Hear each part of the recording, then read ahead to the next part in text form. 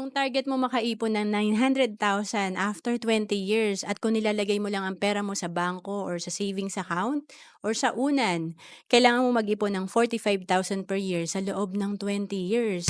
And advantage pag tayo ay marunong mag-invest kagaya ng sa Kaiser kasi dito mas mabilis mag-grow ang pera natin.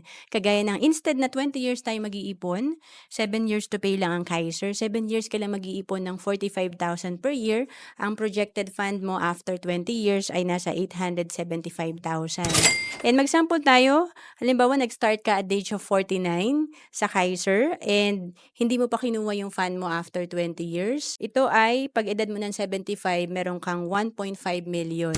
Ang Kaiser ay level 1 investing kasi dito tatlo na agad yung meron ka.